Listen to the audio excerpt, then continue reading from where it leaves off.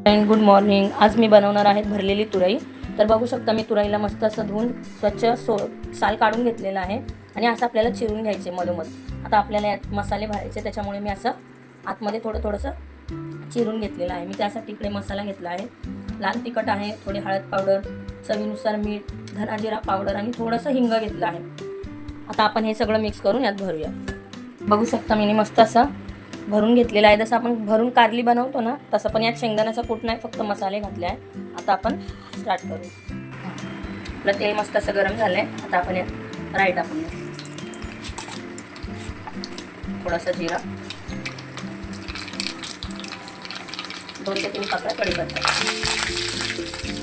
आता आपण गॅस थोडा स्लो करूया आणि हे जे भरलेले आहे आपण तुरई हे आपण घालून घेऊया।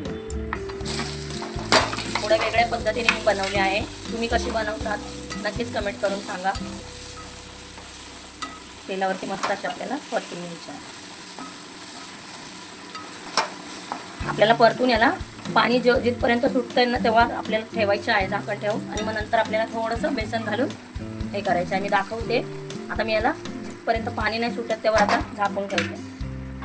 बघू शकता मी मस्त असं बेसन एकदम भाजून घेतलेलं आहे। आता आपल्याला बेसन यात घालायचं आहे।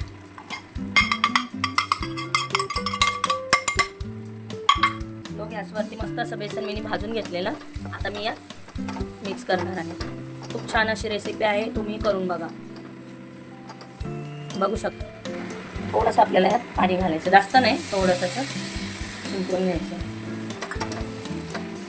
आणि जास्त हलवायचं नाही, एकदम असं स्लो स्लो, म्हणजे ते तुटायलाही नको आणि व्यवस्थित दिसायलाही दिसतं। आता मी याला झाकणाला 5-10 मिनिटासाठी वाफेवर शिजवून घेणार।